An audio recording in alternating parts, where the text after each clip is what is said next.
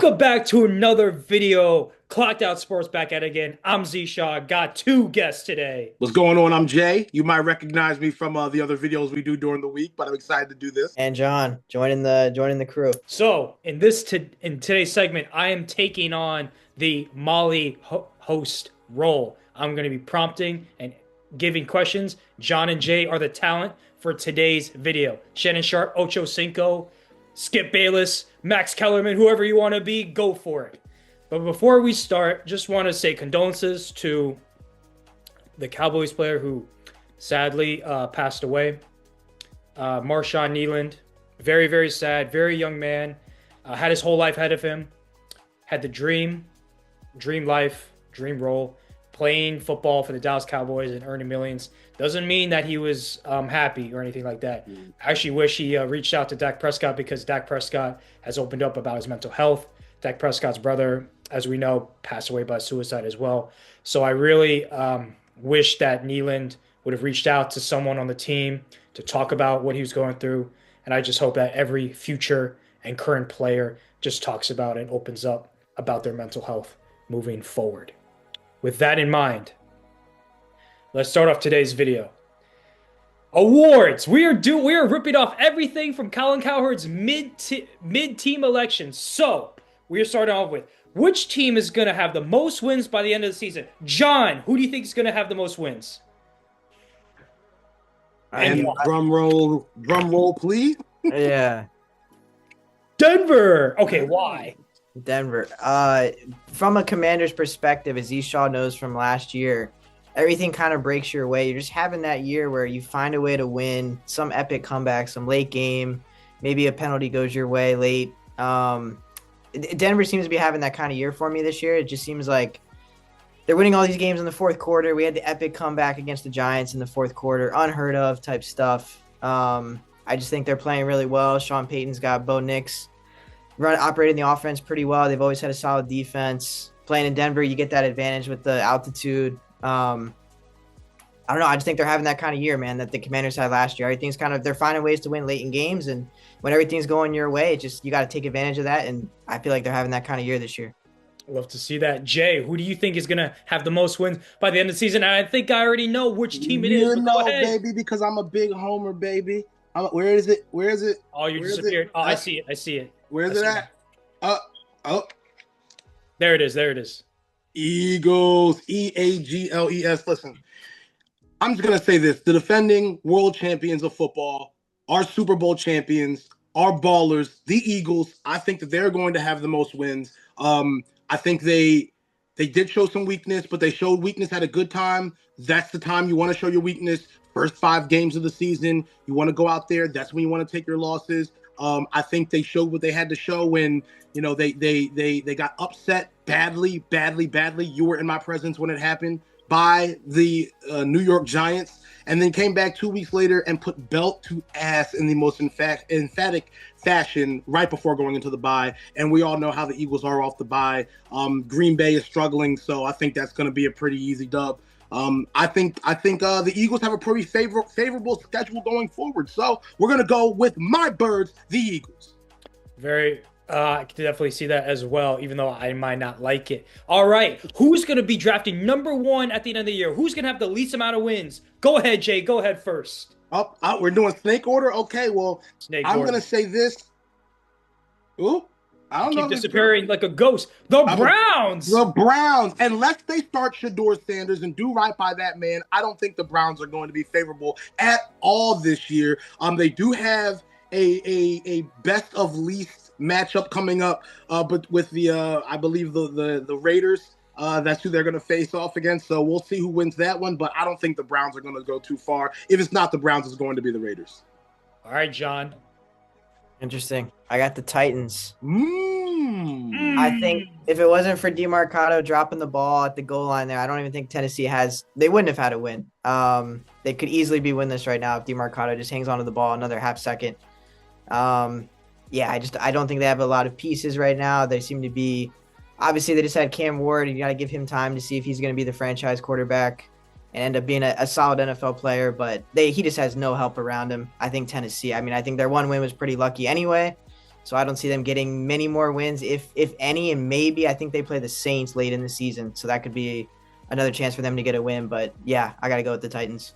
All right, John, start us off. MVP, most valuable player. It's basically just a quarterback award. So yeah, we're going to get Jonathan Taylor right out of that conversation. I got Josh Allen with the Bills. Kind of a safe pick, but, based on the odds right now, I think he's favored to win it. It's a quarterback award, as you guys said. I got to go with Josh Allen as of right now. Safe pick, great pick. Love Josh Allen. Jay, I think I know who you're gonna pick, but no. Oh, say something. Say something. Drake May, ladies and gentlemen. Whoa! I'm gonna go with Drake May. My problem is I can't put Josh Allen in it if I'm not gonna put Jalen Hurts in it because Jalen Hurts has better numbers than Josh Allen does right now. It just doesn't make any sense to. I don't understand how the odds are favoring a man who has worse numbers. That's what I'm saying. This is the debate, and we'll get into that later. But if we're not going to go with Jalen Hurts or Josh Allen, which I don't think either of them deserve to be in the conversation, Drake May. He's been balling out. If not him, then Matthew Stafford. Drake May is my pick. Drake May, second-year quarterback. That's crazy, but I love that. Okay, offensive player of the year. Jay. I'm going to go with me, offensive player of the year. Oh. Gotta write it down. I never wrote it down. Right. Long drum roll. Now you saying offensive player of the year or rookie of the year? This is offensive player of the year. Basically the Saquon award last year. Oh, okay. I'm thinking you were talking about rookie of the year. Okay, well then if that's going to be the case, I will write it down. Offensive player of the year is going to be Jonathan Taylor. Jonathan Taylor. Sorry, I know that it's the background, ladies and gentlemen. That's why we're getting Ghost Jay. But Jonathan Taylor, I think, is going to be Offensive Player of the Year. If you want to talk about Rookie of the Year, Offensive Rookie of the Year to me is going to be. No, that's later. That's later. Oh, that is later. That is later. Okay, I didn't know. Okay, so yeah, Offensive Player of the Year is Jonathan Taylor to me. John. Same. JT. Hey, there you go. He's got 14 touchdowns. I think the next leader had 10. He's having a great year again. The Colts are having a great year. I got to go with JT. All right, let's switch to defensive player of the year. John, you start us off. Myles Garrett. All right, he just had I think a 3-sack, 5-sack. He just had a monster sack game.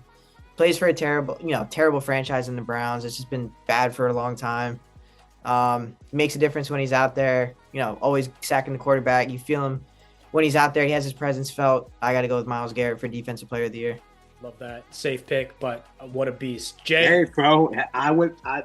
Oh, damn. Same thing. I said the same thing. Myles Garrett, baby. Defensive Player of the Year. I agree. He plays with a horrible organization, and he's done it for quite a while and always manages to be a bright spot on that team. So very safe pick, but, yeah, I think he's always a good shoe-in for that. All right, so we're going to switch it up. John, you're going to go first. We're going to go offensive and defensive rookie of the year. John. All right, I got someone from the same team here, offense and defense. But offense, I'm going to go with Jackson Dart. Mm-hmm. He's lost neighbors. He's lost pieces. Obviously, Scatterboo too. He's still putting up monster numbers. I know in fantasy, you get the running quarterback, gets you a little bit of a safe floor there. But I think he's been playing really well with a really bad surrounding cast with some tough injuries around him. But yeah, I got to go with Dart right now. Mm-hmm. Love that. I love some Jackson Dart. And John, your defensive player of the year? Same team. Abdul Carter. Yeah, same team. We're going double Giants here. If both those guys end up winning those awards, that's a good foundation to build on both sides of the ball moving forward. But yeah, I went with the Giants, both sweeping the awards there. Jay? Offensive. Ibuka. I was going to go with Dart. The reason I didn't go with Dart is because I feel like just off a pure win-loss standpoint, I think he's just going to have a rough year going forward with losses, and I think that kind of will stunt it a little bit. But he has been playing lights out, so no shade to him. But Ibuka has been an absolute standout this year at receiver. Definitely a top 5 in my opinion this year. So I'm going to go with Ibuka for the offensive. And your defensive rookie of the year? And my defensive, Jahad Campbell from my Birds, baby. He has been absolutely lights out. He's been in on a whole lot. I know that he I don't know about the odds. I think he is favored, maybe probably second or third. And I think that Abdul Carter, John's pick, is one in the odds right now. So, but I do believe that Campbell is going to just have some good times going forward, get a lot of veteran presence coming into that defense. So that's going to help him out and move him forward. So I'm going to go with Shahad Campbell. Nice. John, your coach of the year. Steichen with the Steichen. Colts. Everyone wrote off the Colts with Daniel Jones. They didn't think they were going to be as strong as they are. Yeah, I think the Colts are the surprise team. I don't think anyone thought Daniel Jones was going to be playing this well and leading the team to a potential division title here. So I got to go with the Colts and Steichen. Jay, your coach of the year. I'm mirroring it. Steichen. Honestly, the reason being is, yes, I think that coaching is why that team is 7-2 now. And I know that I've been very hard on Daniel Jones, and I have called the Colts frauds. And I still somewhat believe that. I wouldn't call them frauds per se, but I think that you put some real competition in front of them, it doesn't look the same at all, and they probably come out with the L. They've faced a lot of nobodies, but I think good coaching can really kind of elevate you. So I think that's really the reason that Jones isn't playing very well. I think that's the reason that their run game has been really good as well. So yeah, I'd say Steichen as well. I agree. And I'm very glad that Shane Steichen left the Eagles. If he was head coach for the Eagles, I'm mad about it. Trust me. He's always a safe pick because anywhere he goes it ends up going pretty well for that team. All right, last but not least, John. And start us off with the end. Comeback player of the year. CMC. McCaffrey. Running backs are a position where it's hard they don't have a long shelf life in the NFL. I think he's come back. I didn't trust him in fantasy. I stayed away from taking him. But he seems to be having a pretty solid year. I don't think he's had an explosive run. I just saw a stat. I think his longest run is like maybe 16 yards or something. I don't think he's had an explosive run, but I think he's been a solid piece for a team that's had a lot of other injuries around him that kind of help steady that offense. Jay. The guy I'm so hard on. Daniel Jones. I mean, like I said what I said about him, and I did say that he has faced a bunch of nobodies, but that doesn't take away from the fact that he really did a whole lot of nothing with the Giants, and it just goes to show that a new environment and just a better coaching and just a better organization can really change a player around, especially at the quarterback position. So I'll give Daniel Jones comeback player of the year. I think that he's shown a lot more than most of the veterans who are in this league who got a fresh start and boom, here they are. So Daniel Jones. A lot of growth from you, Jay. Got to hand it to you. Got to give you some props. I'm going to be realistic. I still think they don't go nowhere. I still don't think I don't think they're contenders, but hey. That's fair. Okay. Those are our mid-year elections in the NFL awards. Now let's start moving on. Jalen Hurts, is he a top 5 quarterback? John, you start us off. No, he's a winner. He does come from a lineage of winning from college. He's been on winning teams in the NFL, but I don't think if you just look at the quarterback and just him and not the surrounding cast or anything else, I don't think he's top 5. I would take 5 other quarterbacks ahead of him right now. Who's your 5th? We already know the first 4: Lamar, Allen, Mahomes, Burrow. I would take Jaden when he's healthy ahead of him. I would take Stafford, Herbert. I know Hurts gives you that running ability more so than some of those pocket passers, obviously Stafford and Herbert. But I think you got to have – I'd rather have a quarterback that I trust the arm a little bit more than the legs. And I think I would take more quarterbacks ahead of him. No shade to Jalen. I actually really think he's a leader. I think he's more mature than Sirianni, to be honest, the head coach, in some instances. But I just don't think as a quarterback itself, no shade to him, but I think I would take 5 other people ahead of him. That's fair. Jay, what's your rebuttal for that? You already know, man. You already know. Listen, the proof is in the pudding. Results matter. Context matters. Big hats off to Stafford. I think Stafford's a fair wake up because honestly, Stafford's been in the big game. He's been in big moments and he showed up and he delivered. He won a ring. against a young and very good Bengals team. No, I'm sorry. The young and very good Bengals team, right?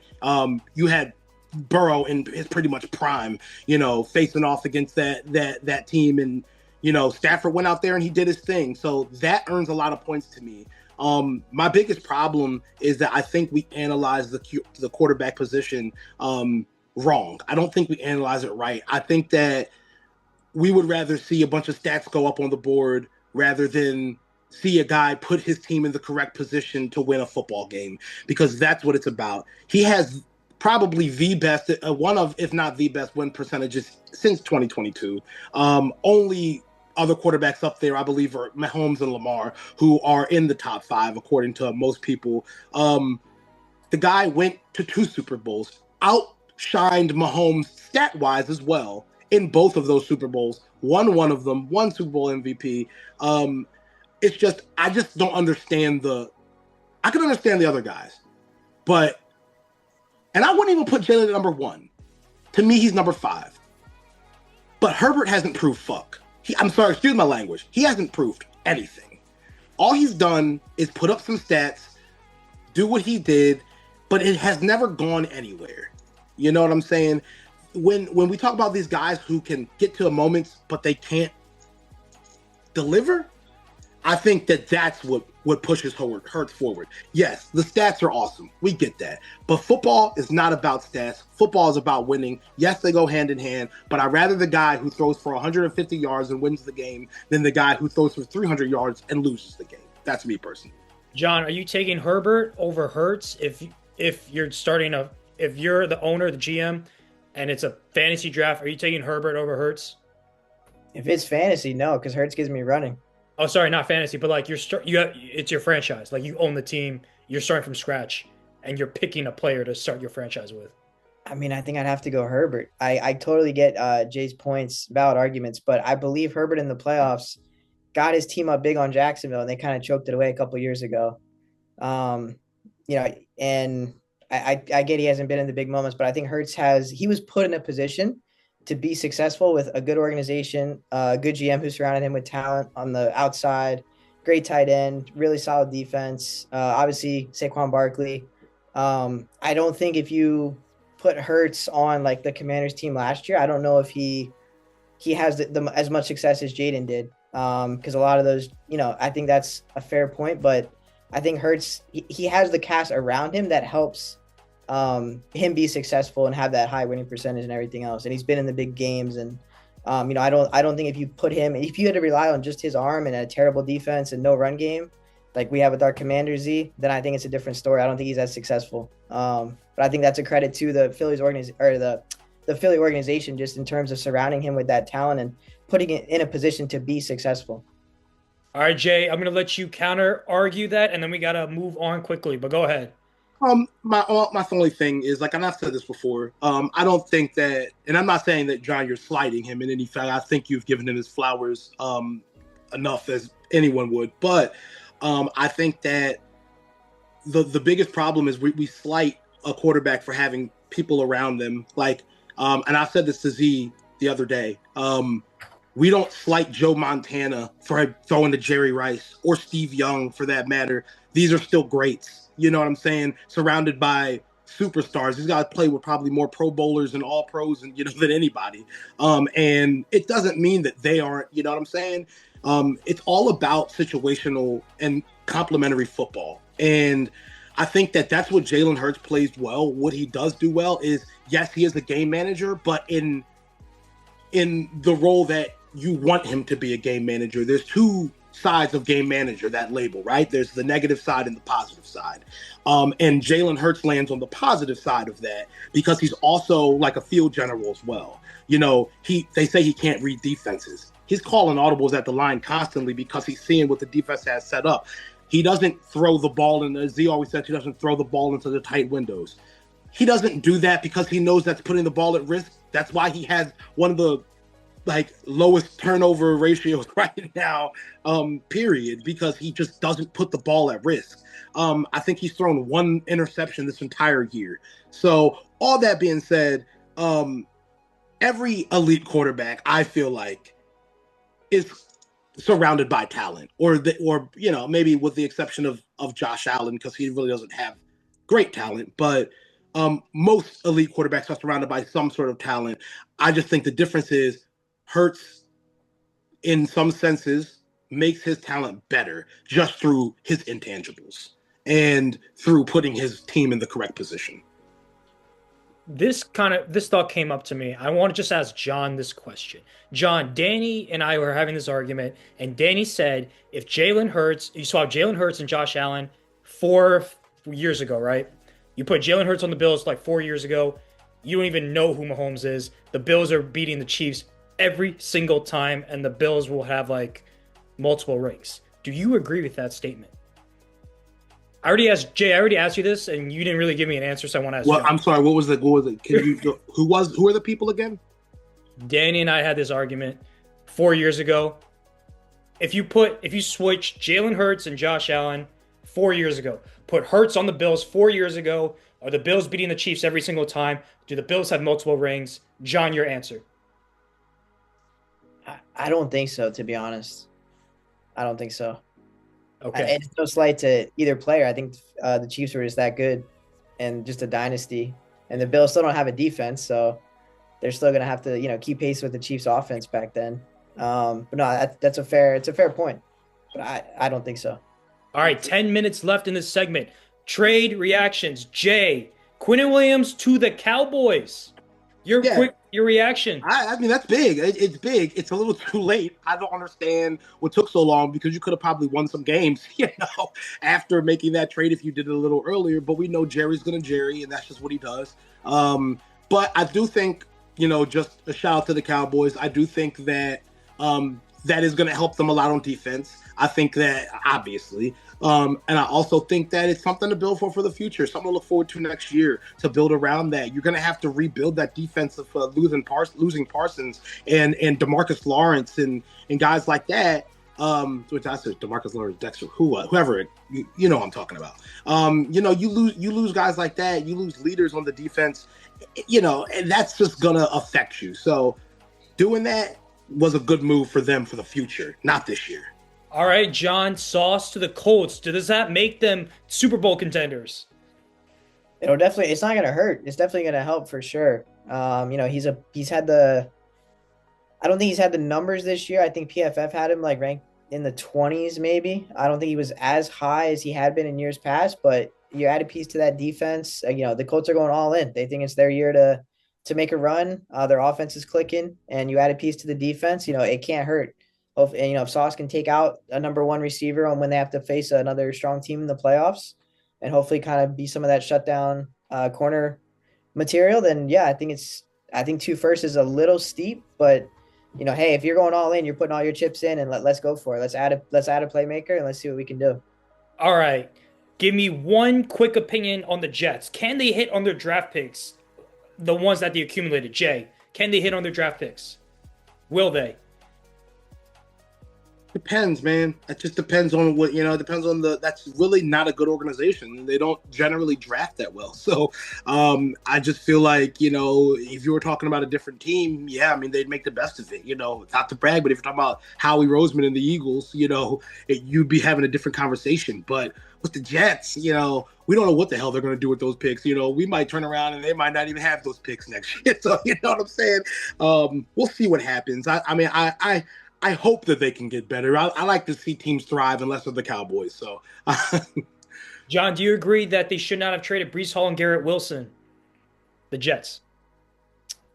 I mean, those are your pieces, right? Those are their young talent, and you got to keep some to build around. The owner made some comments about Justin Fields, and I think the whole organization is just a mess. I think it's hard to go there and be successful when you have players like Breece and Garrett Wilson who have shown success on a really bad organization all around you. I think that just shows and speaks to they're talented and they're playmakers in the NFL, but I think you got to keep some pieces to build around and hope to, you can entice other players to want to play with them and around them. But I mean, it's hard to be successful on the Jets. We've seen that for the last couple of decades. All right. We do have some time. So let's go over the Jalen Phillips trade very, very quickly. John, your thoughts on this? I mean, it's typical Eagles. That's how he does at the deadline. Brings in players. His window is now to acquire talent at the deadline. He's done it really well the last couple of years, and it obviously you don't need the picks when you can have a chance to go to the Super Bowl every year. You're not worried about the future. You're worried about right now.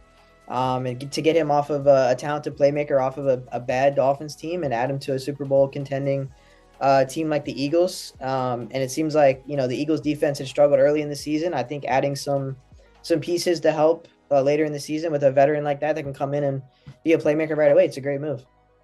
All right, Jay, quickly.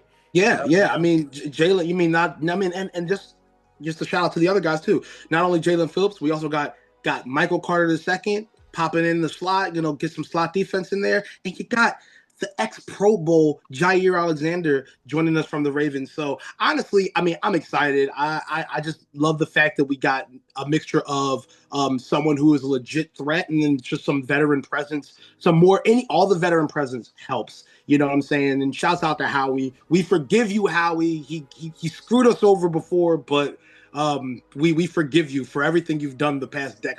You're gonna look at me like that? You don't know about Nelson Aguilar and Jalen Reagor and not getting DK Metcalf and Michael Parsons, okay? You forgot about Justin Jefferson. You missed Justin Jefferson. That was the biggest fumble. Like, man, we wouldn't have to deal with AJ Brown drama. Oh no, I feel like Justin Jefferson would have been even worse. So, well, I mean, when Hurts is throwing the ball, yeah, it's gonna be some drama. I don't know why AJ acts like that. As if that same game when he came out and said using me now, he literally caught like 3 touchdowns, like almost 200 yards. I don't know what he wants. Oh no, it's talent. You don't know what goes through talent's mind. Like, it's receivers, man. Receivers are divas. Not ours. Well, maybe ours a little bit, but yeah, okay. A little bit. Debo is one of the biggest divas. Man, stop it. He's not even ours, really. He's like a 1-year rental, bro. He's gonna be gone. Yeah, he's that Tesla you drive just for the week. He's gone. All right, 4 minutes left. Favorite bet of the week, John. What's your favorite bet of the week? You might not like it, Shaw, or you might agree. The Lions over our Commanders. The line I saw was 8.5. 8.5? What the Lions are looking for revenge, bro. We knocked them out of the playoffs last year. They're going to be coming out. They want to put a statement. They want to drop 50 on us. Where our defense is even worse than it was last year. And last year we only were able to keep them a little bit lower just because of the turnovers and Goff just basically giving us the ball. And then it's some bad trick plays from Ben Johnson trying to get too cute. But no, I think you got to take the Lions over the Commanders. We're not going to be able to score more than 14 points if we're lucky with Mariota at quarterback. And who knows who's going to be playing receiver. I think Detroit for sure is a lock. Are you taking the spread? You're taking the 8.5? Yeah. Okay. Oh, damn. I mean, I kind of agree with you. I don't want to see it. Jay, who's your favorite bet of the week? I think that obviously with a very easy task in front of him as well, but also with the unfortunate passing of Kneeland, I think Dallas are going to rally, and they're going to go out there. They're going to win against Las Vegas, obviously, and I think it's 45 over. I'm going to do over 45.5. Who are they playing again? Dallas? Dallas is playing Vegas. Vegas. Yeah. No, Vegas is playing tonight against the Broncos. They're not?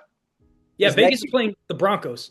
Oh, Jesus, I'm wrong. Okay. Oh, my bad. I don't know. I don't know. I think so Green Bay and Eagles are playing. I'll always take that because I think Green Bay is and I think what I saw was plus 4.5. If I'm not mistaken.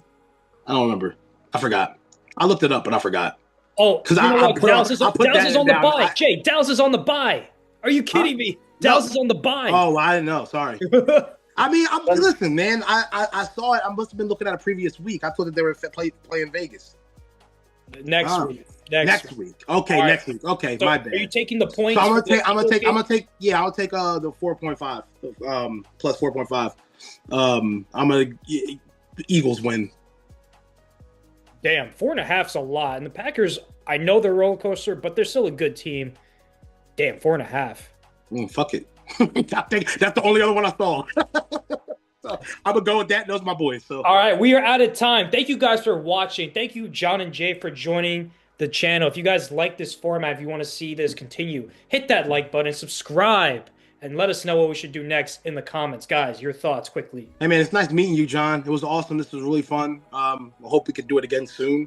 And hey, go Birds. Yeah, no, echoing what Jay said. It's great to meet you. Great to reconnect, Z Shaw, and we'll keep it going.